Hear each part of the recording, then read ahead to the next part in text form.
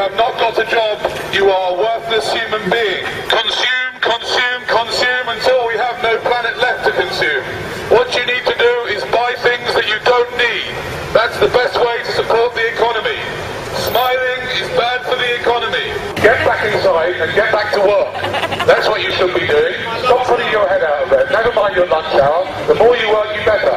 Because when you die, you'll regret that you haven't worked more. Capitalism is a wonderful system. Okay, a few billion people get nothing. But still, think of all the people that get lots. Don't worry about the fact that the Chinese people had to work for 50 cents a day. They're Chinese, who cares? There's a billion of them. Do you like iPods? I do. I've had 4 of them, each of which was replaced at least once by warranty.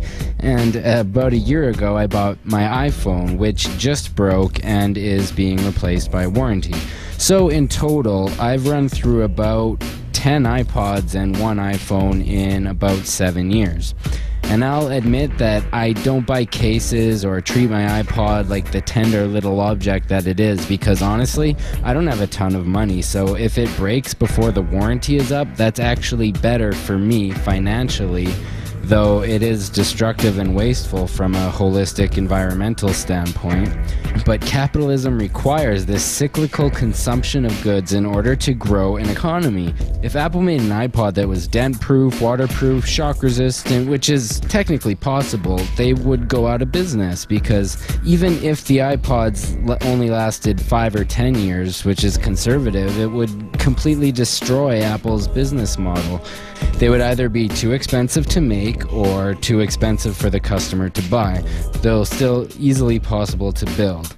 See, efficiency is the enemy of capitalism. Without using inferior quality parts and designs that break down quickly, Apple wouldn't even be able to sell enough iPods to fund the research and development necessary to make iPods. When the ultimate goal is making money, the question for a company becomes not how can I make the best, longest lasting product, but how can I balance the quality of the product with the profit I will be making from it. The obvious goal of any company within capitalism is to increase efficiency in their manufacturing or whatever they do. And this makes sense because who doesn't want to increase efficiency?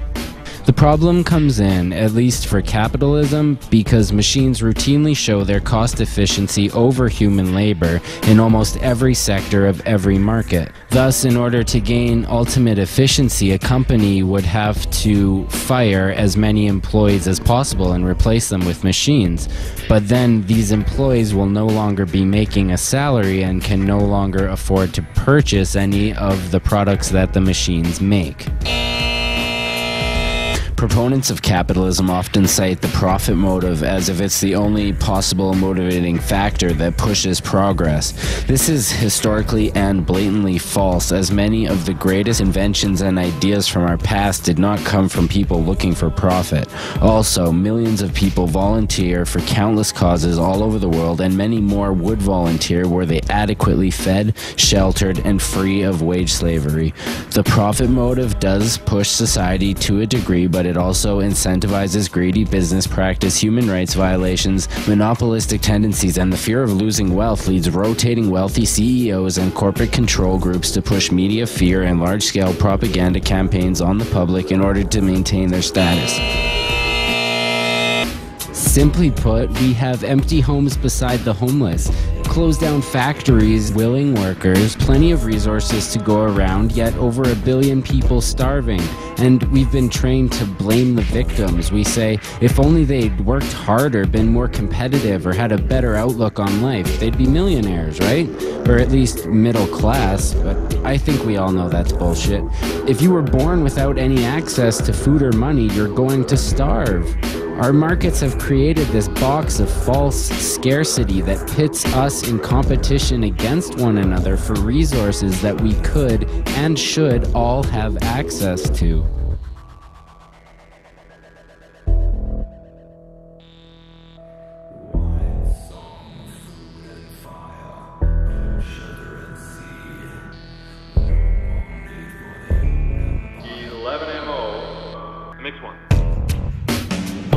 People usually just shoot off at the mouth without any understanding, because they're encouraged to do so in this particular kind of culture, where ego and winning the game, gaining the most funds that you can, the best in property and wealth.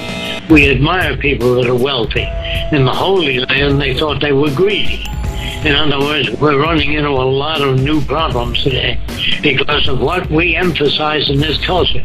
The word success, to me, means earning a lot of money and having a home and 2 cars and children in college. Success, to me, is entirely different than what success is to the average person. Success is being a successful human being in terms of pursuing what you believe in. If you believe in making paintings, writing poetry, writing music, if this is what you really want, you're successful to yourself. But to be successful to a culture means to sell yourself short of what you really want. If I may, I, for one, have never advocated passive anything. I am with Mr. Jinnah. We must never submit to such laws. Ever. And I think our resistance must be active and provocative.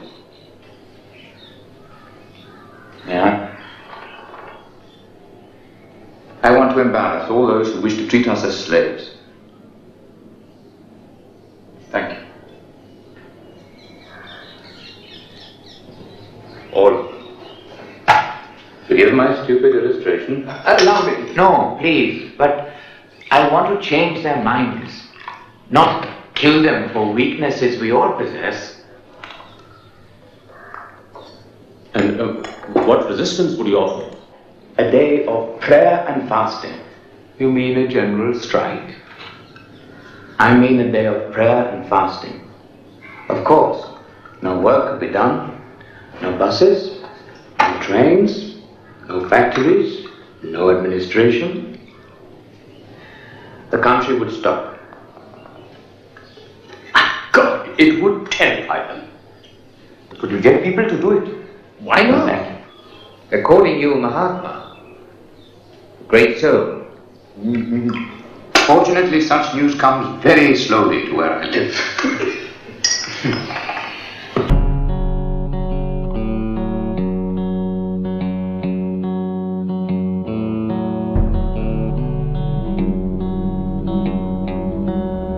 Now, my grandmother was a wonderful person.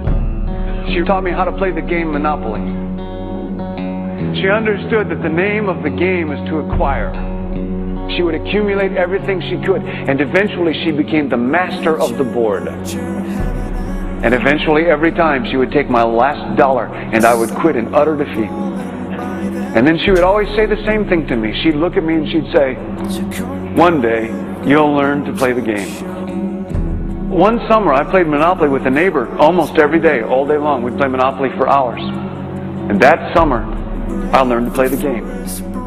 I came to understand the only way to win is to make a total commitment to acquisition. I came to understand that money and possessions, that's the way that you keep score. And by the end of that summer, I was more ruthless than my grandmother. I was ready to bend the rules if I had to win that game. And I sat down with her to play that fall.